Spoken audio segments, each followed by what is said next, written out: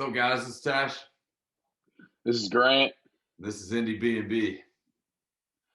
Tonight we talked to Barbara Volk out of the Pacific Northwest in beautiful Seattle and Portland. And we had a great conversation with him. Talked a little duck truck. Here we go. Roll the tape.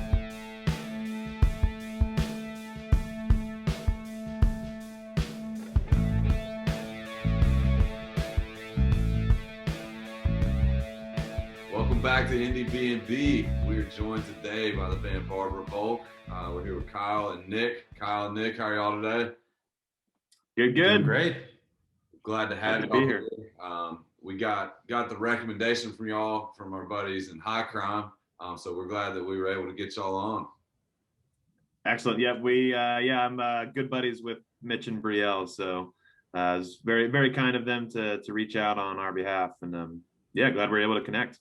Yeah, pleasure to be here. Yeah, and so for those of y'all listening, Nick's in Portland, Kyle's in Seattle. So let's start there. How does this band work like that? Nick, let you take Kyle, it away. Yeah, I'll take it here. It's funny. I was living in Colorado for a long time. I moved out to the Northwest, and moved to Portland. And we had always talked about getting back together and kind of making music again. And it was funny. Like, I was like, man, if I'm in Portland, Kyle's in Seattle, like that's starting to feel pretty realistic. In regards to, even if we're driving a little bit, like that's still feeling like you can put a band together again, which felt really good. That being said, and then COVID came and we found ourselves like inside of our homes and started just kind of assembling. I would say like Barbara Volk as a band really kicked off in we'll get into this later with our own histories with each other, just being lifelong friends and stuff. But like as a band probably kicked off in like late summer, fall of 2019. Mm-hmm. And we're doing, numerous trips back and forth. Some of us going to I would go to Seattle the weekend, Kyle would come down here. And we just started kind of recording like demos down here a lot, and putting together a lot of songs. And it just kind of took off from there. And then honestly, the band itself was kind of built for a pandemic in the sense that we were, you're running FaceTimes back and forth. We started to put together demos that we pieced together parts to. So like Kyle would lay down some vocals, some guitars, we're writing songs simultaneously. And then I would kind of edit the videos together and put them together in a way that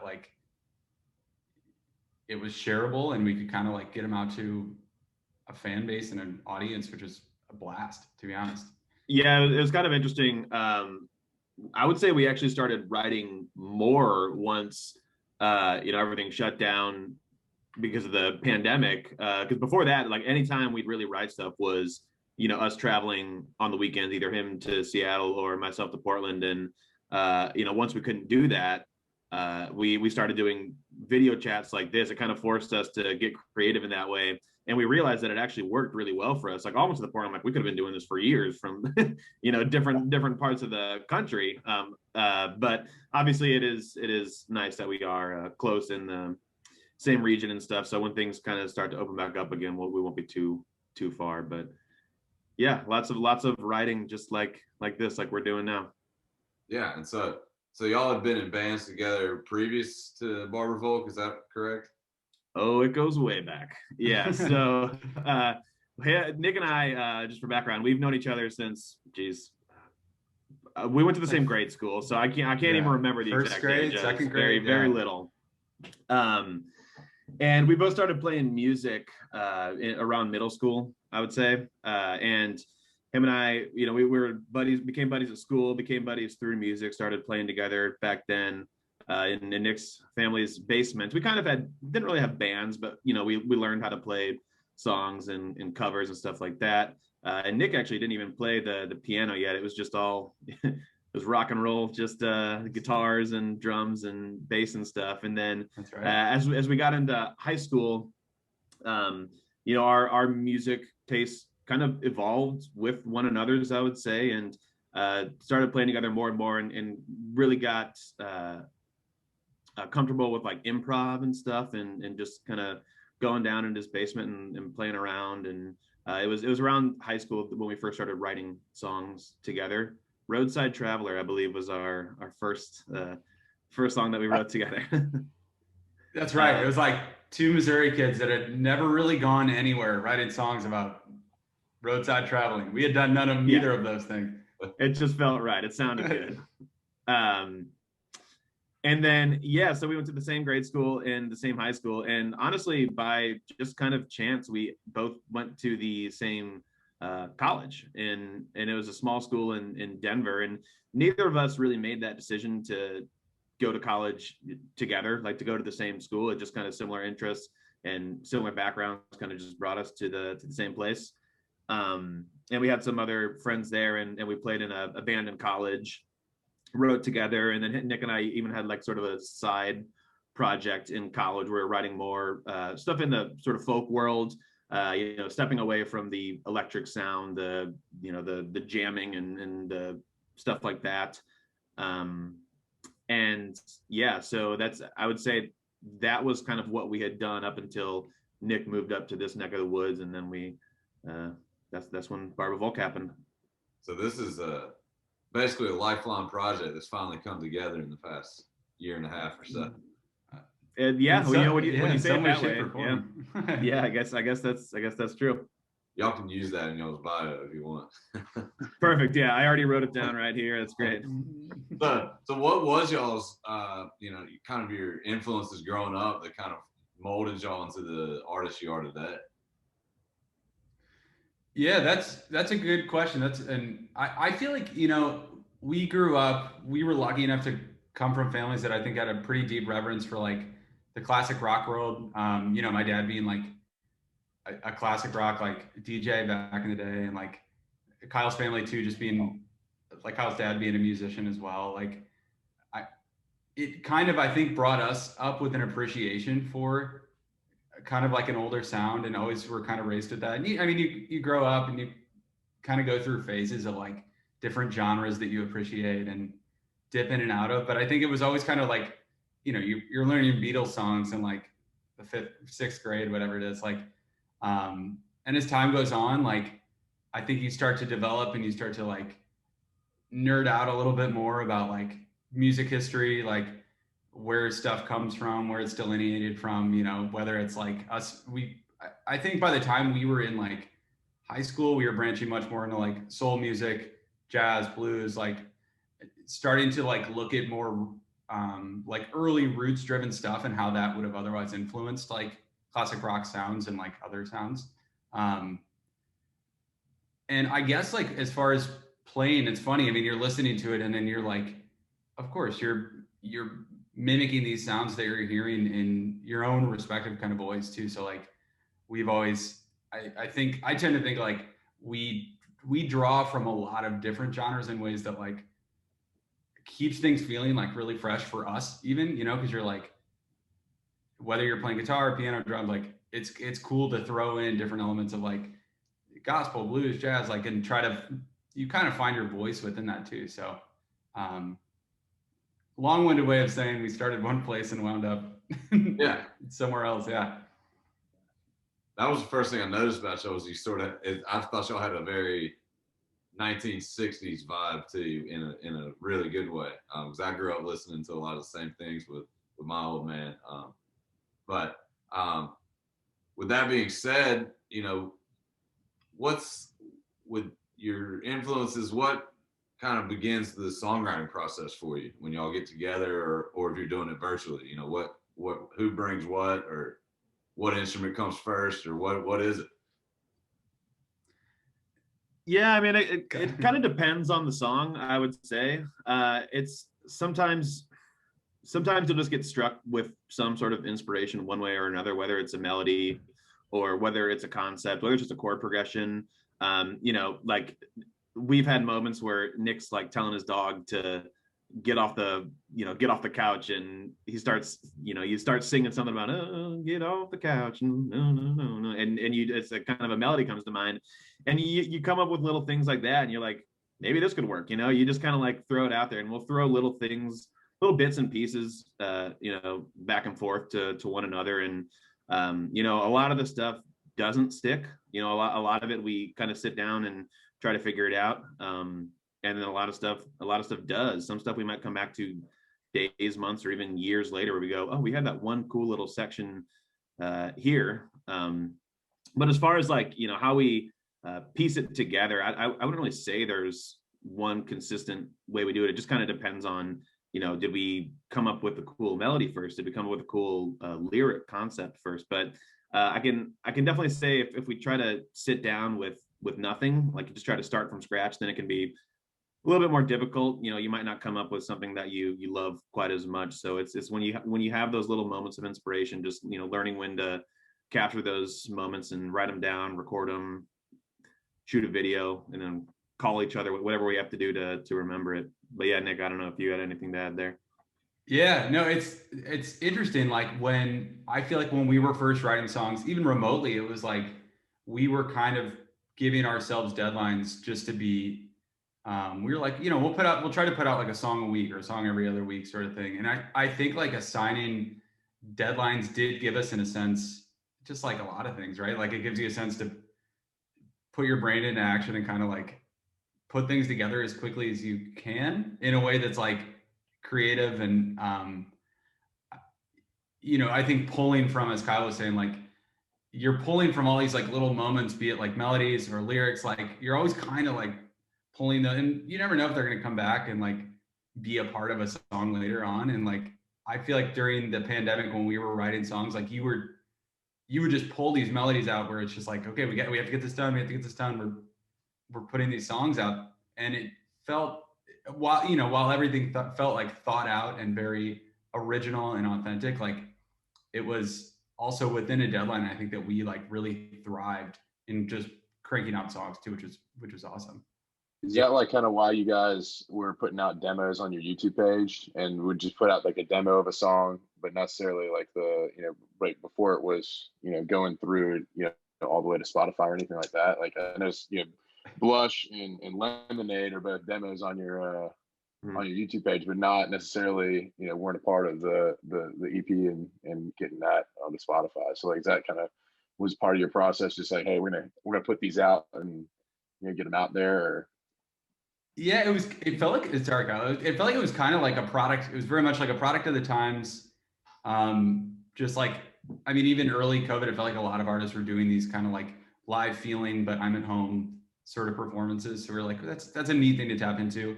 I think at the same time, you know, you're working within the capabilities and things you have available to you. Like we were able to piece together these songs in ways that was like, you know, it'd be awesome to share that. Why not share these out right now? If we can't get in a recording studio right now, at least we can like share these new songs that are like wholly us, and like put it out there. And that felt like that was such an awesome thing to be able to do, you know?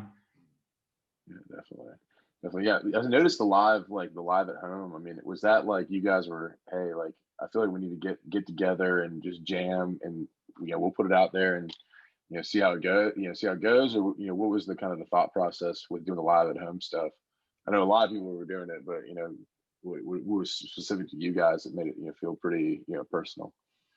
I think it started off. We planned to get into the studio a lot earlier, but obviously we couldn't with COVID and everything going on, and we didn't know how long that was going to last. We didn't know when we were going to get in the studio, and I think it was a lot of it. Just we didn't want to waste any more time. We just wanted to get our stuff out there. Like we just wanted to see what people thought, and that actually forced us to put stuff out there and actually like hear people's reaction, like get some feedback. And that was when we kind of started, as Nick said, we're like, okay, we should start doing this more and set deadlines. So it really was, it was just us wanting to somehow get our stuff out there for people to hear until we could get into a studio, which ultimately we did. We were able to figure that out, but until we could figure that out, we just had to record however we could. The live from homes, those were done virtually. I was here in Seattle, Nick in Portland, but then some of the other demos like Lemonade or Blush, we actually traveled, and Nick had the supplies to get some better recordings than just the iPhone video from the demos. Gotcha. Gotcha. y'all have plans, pre-COVID, like maybe in January or February of last year, did you have plans to maybe start touring at all? It was funny. Kyle, I like found an email from like not that long ago that was like, I had probably sent it out in like, I was living in Colorado, you were in Seattle. It was like probably 3 years ago.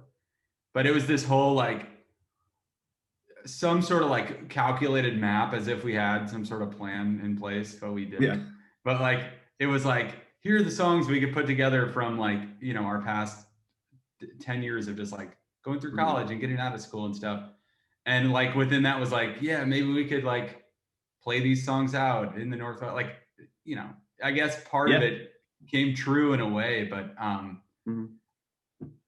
God, I mean, I would love to, Kyle, I'm sure you're the same way. Like, can't wait to play out. That when that time comes is going to be an absolute blast.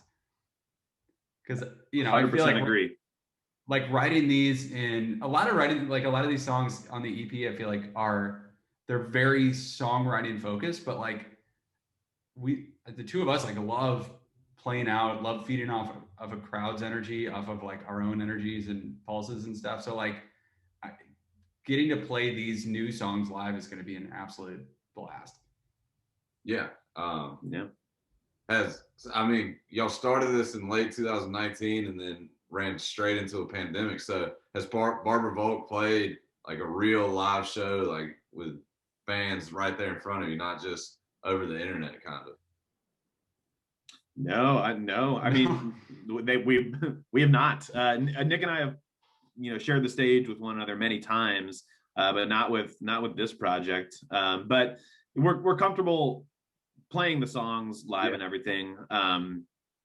But yeah, I mean, we just haven't had that opportunity to play any of the Barbara Volk songs. Some of the songs that you have heard in our demos are older tunes that we have played together, live before, but nothing that you'd find on our new EP. So I'm very much looking forward to that day. Yeah, you almost must be going crazy inside to be able to get out and play as this new group. I mean, what a weird situation to just start this. I know.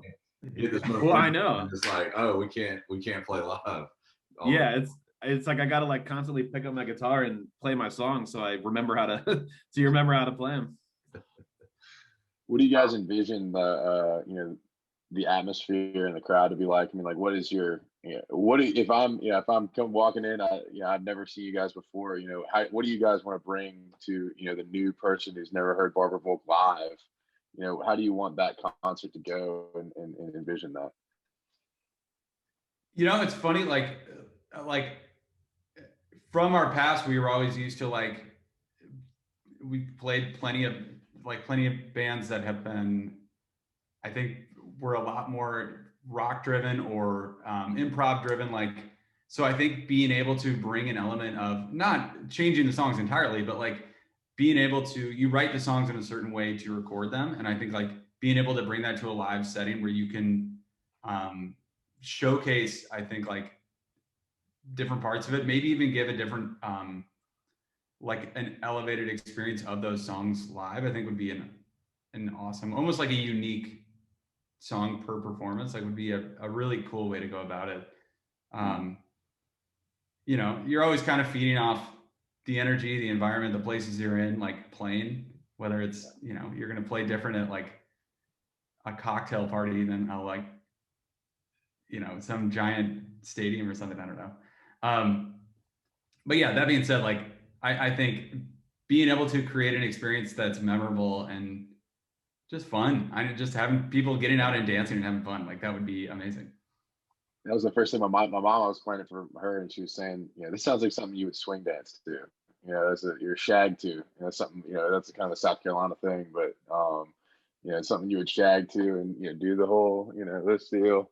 And, so I thought that was that's apt. I would love to hear it live and see it, and maybe have a nice lady with me to shag with. Yeah. No, it's always fun when you're playing a song live, as Nick mentioned, like you might throw in a new section in there, or maybe like an instrumental section or something that you wouldn't have on the on the record, and we just have him and I really enjoy, just building up that energy when you're playing live and feeding off the energy of the crowd. So would be fun.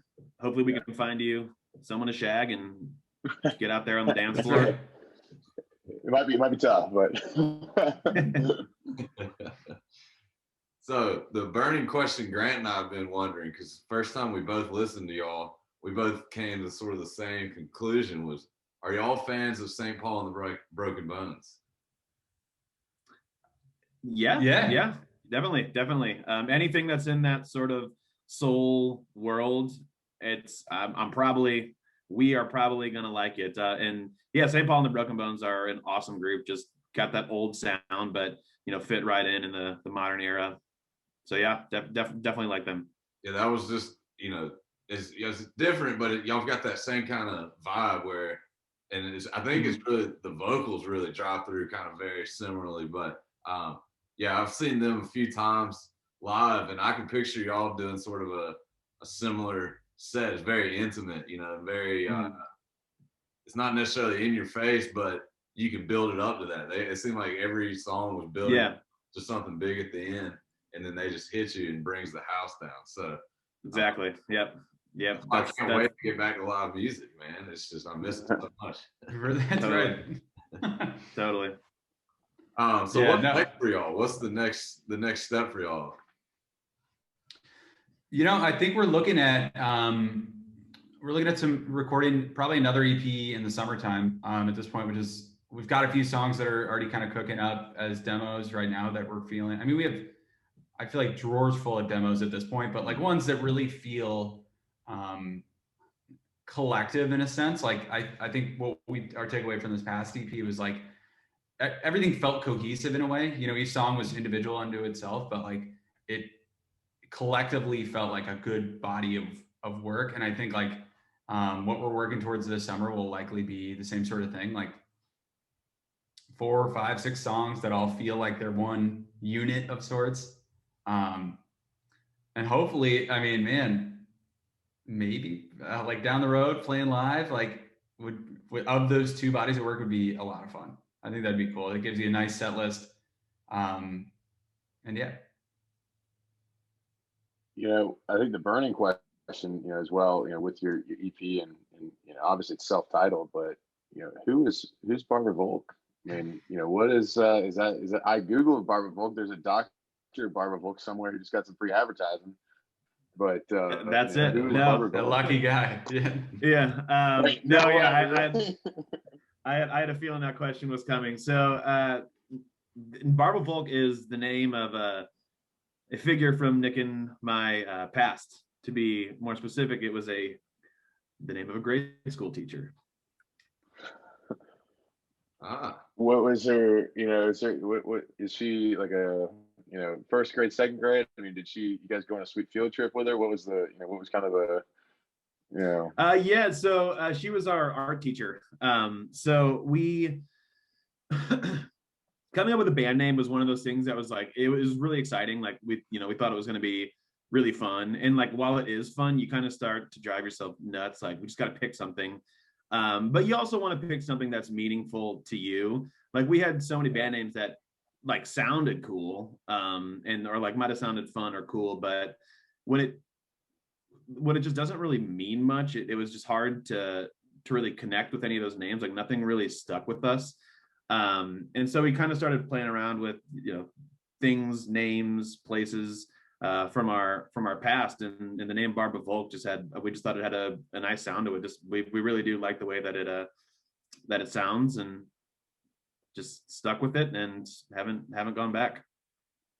Have y'all told her that y'all named your band after her? From what we've been told, she is aware that the band is named after her. Yes. Oh, y'all gotta talk to her. Y'all gotta go play for the class or something. I mean, like, yeah, that's right. Awesome. Yeah. Yep.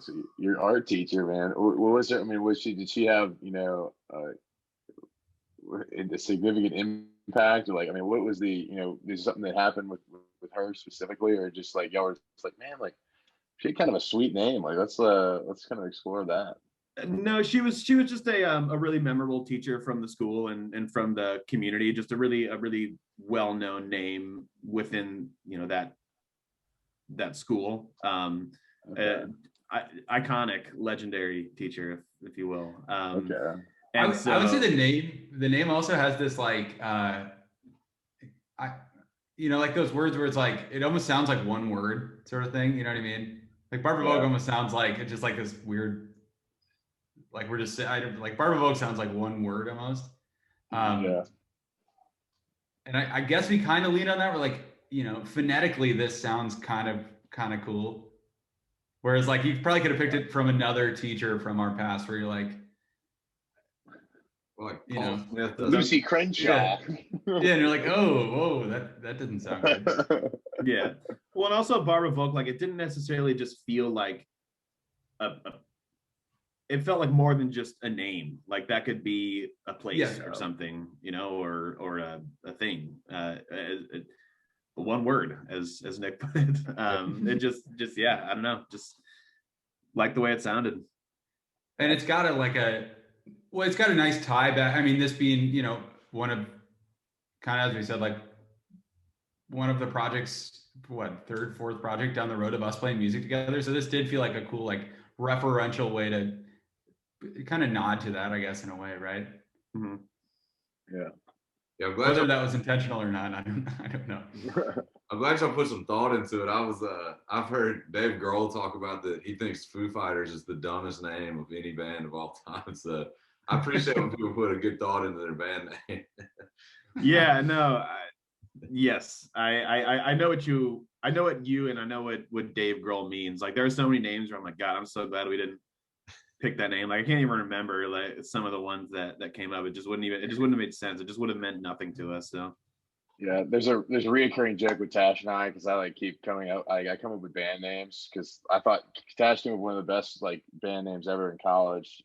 He was gonna play in a Kings of Leon cover band, and they were all gonna wear Deion Sanders jerseys, and they're gonna be the Kings of Dion. So I feel like I was like, dude, I can come up with something like that. That sounds good. So I was like, hey Tash, it'll be a great band name, dude.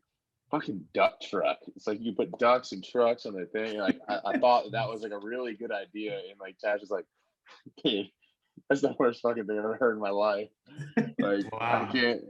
Hey, I dig it, but like I think we had names like that too, where we just like put words that kind of rhyme together.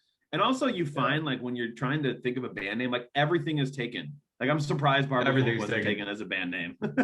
It's just like if you just Google any band name or any name that could be a cool band name, I assure you there's a band out there with that name. It's just crazy. I feel like at this point just how much you're plugging duck truck, like I feel like that's got to be taken right now. Someone had to have that. Well, Hedonistas might be right. Our buddy's Hedonistas said they're gonna write a song called Duck Truck, so you got to jump on that if you want to beat them to it. So, yeah, Grant, great. He's got. Yeah, we'll report back on that.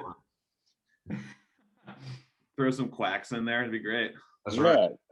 I got a whole list of them. If you ever look, you guys ever come back on it? Tron Sexico is one of my other ones. Electric Whistle, Devil's Three-Way, Hottest Regards, The Same Glove, Slut Shoes, and Pierce Tears. So those are kind of a little bit more darker. But yeah, we just got all this. Kyle just wrote all this down. That's great. Yeah, those are awesome. And they're all kind of in a similar world to Duck Truck too. Like you clearly have a style, of a band name that you like. That's cool. Yeah. It's kind of what's like a lifestyle, Yeah. Duck Truck more of a lifestyle. You live that. Grant is Duck Truck. Well, hell, I think that's a great segue right into Pete Peterson's party pack of questions. Yes. We're gonna ride the duck truck right over here to Pete Peterson's potty pack of questions. All right, so it's gonna be rapid quack fire. quack baby. Quack. Let's go. We're gonna ride.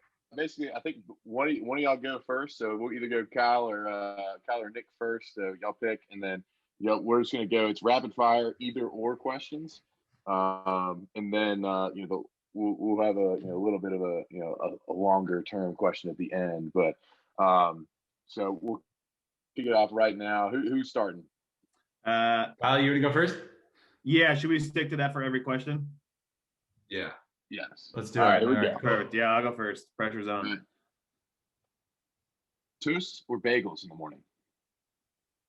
Toast. Do I need to give a reason, or do I just give like a one-word answer? No. Or- One word.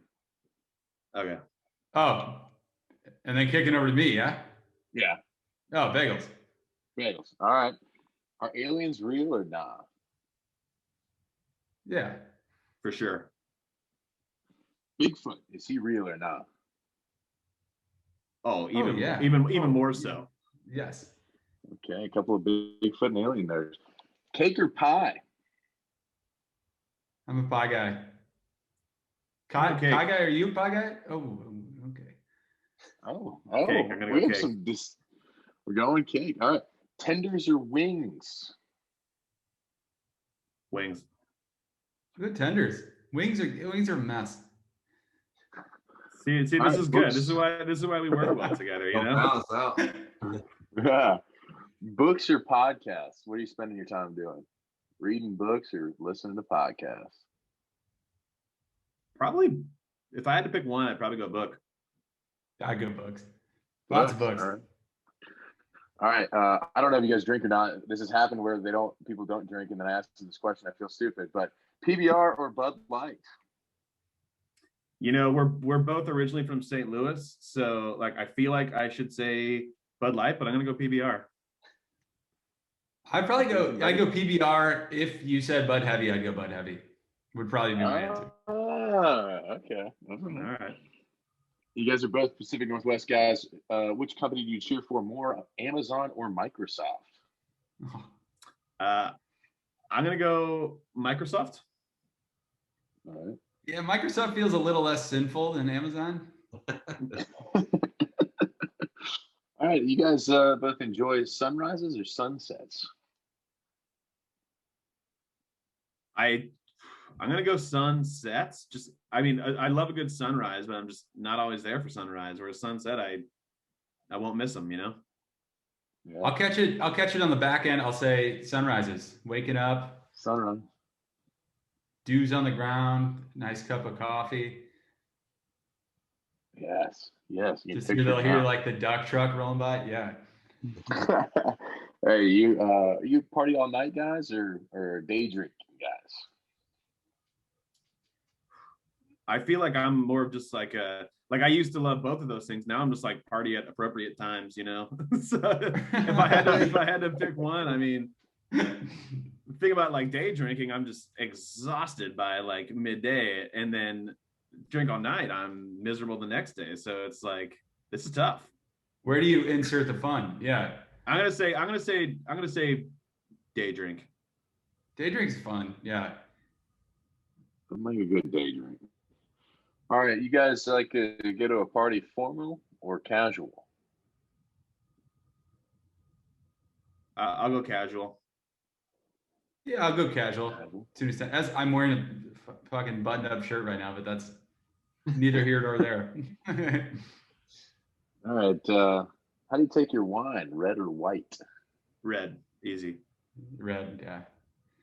All right, red wine. A little bit of UB40 up in here. All right. All right. And I You guys wish, like yeah. the robot dance better, or the worm dance better? What do you like doing better? Oh, doing the robot. I would not even try doing the worm right now. Yeah, the worm, you're pulling at least 3 discs in your back. I feel like the robot is pretty harmless. I like that. Chips or pretzels? Are we talking soft pretzels, or are we talking like Rolls Golds? Good question. Chips or pretzels? Either one. Probably go chips. Yeah, probably go chips. It's chipping. They're chipping. All right. Paper or plastic? Paper all day. Paper. There's way too much Paper? plastic out there. Yeah, paper. All right. Buffalo wings. Do you take them with ranch or blue cheese? I think ranch. People who like blue cheese are like delusional. Well, this is weird because I would probably go blue cheese. And how did Barbara Volk break up? He said blue cheese. I said bread. All right. St. Patty's Day versus Valentine's Day. Which one do you like more? I go St. Patty's. St. Patty's Day. Valentine's Day is a manufactured holiday. Come on. Yeah. Yeah, looking back, that was kind of a shitty question because I now realizing Valentine's Day sucks and you get wasted on St. Patty's Day. So that was tough. We're gonna learn from that one. All right. Would you rather go do an hour's worth of painting or an hour's worth of pottery?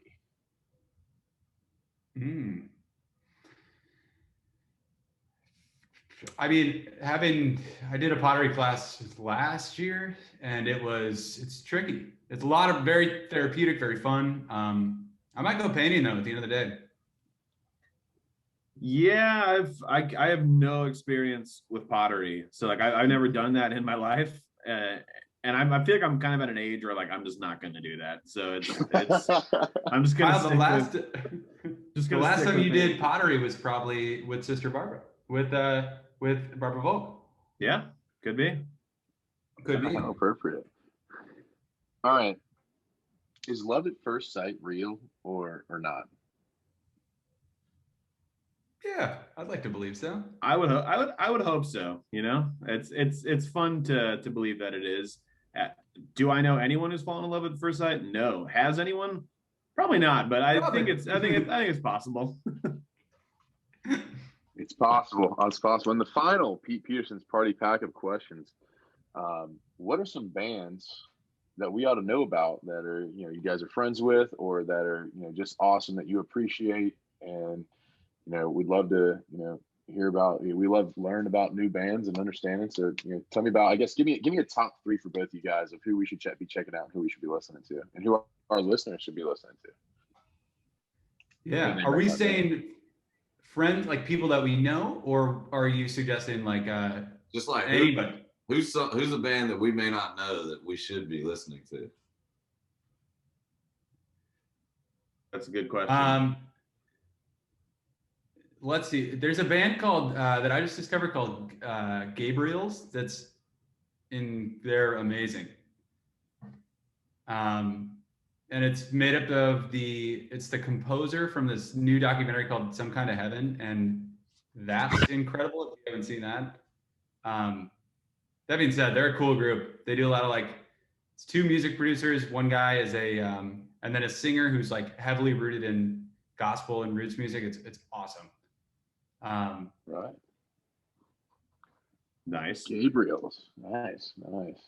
Well, I can definitely say that one artist that Nick and I will that we will always advocate for, and we will always push, that everyone's heard of him, but I don't think enough people are listening to Fats Domino. Go listen to Fats Domino. Fats Domino is very awesome. underrated. Very underrated. He's doing like Beatle covers and stuff that probably no one knows about. Check it out. Fats Domino. I like it. Who else, Kyle? Let's see. I know. I'm like trying to think of someone who you guys might not know. I think I'm just like overthinking it. Who have I been listening to?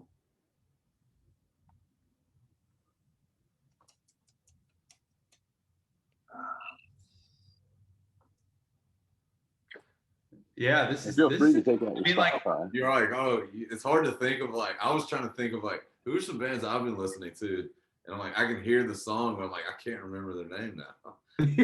Yeah. Totally. Well, you don't want to do someone you're like everybody would know. You got to dig deep. I mean, in Northwestern or Haley Hendricks up here is she's awesome. If you get a chance, her music is really cool. Hendricks. All right. Well, man, this is tough. I mean, Aaron, we've been listening to a lot of the new neo, kind of neo soul, retro throwback sort of music. Aaron Frazier is really cool. He's from Duran Jones and the Indications. Duran Jones and the Indications. If you don't, Duran Jones and the Indications is great. Lee Fields is great. A lot of them. Menahan Street Band is incredible. there's a band called the Cactus Channel that puts out some cool stuff. They're all kind of in this like new age, like kind of throwback vibe, and they're awesome. I love it. I love it. Well, we will take a look. Man. That's how this whole podcast started. Was Grant and I would just like find new bands, but oh, you got to check these guys out, and they were like, "What if we just started a podcast and just started talking about this?" And then here we are. Here we are. Very cool. Yeah, that's awesome. Years later, and we are glad to have Barbara Volk on. We'd love to have y'all back on, and we'd love to see y'all play live. So if y'all ever get to the South, we will be in the front row doing the what was it, Grant? What kind of dance did you want to do? Dude, we're gonna shag. The South Carolina. Even about that Charleston down south. Shag. That's how they do it. That's how they do it. Yeah. That's how the duck trucks do it. That's right. But that's right. It's been a pleasure having y'all on tonight, and we look forward to talking to y'all again. Yeah, it was a pleasure being here. Thanks for having us. Looking forward to staying in touch. Yeah, man. Take care. Of course. You as well, guys. Take care. Bye. See you guys.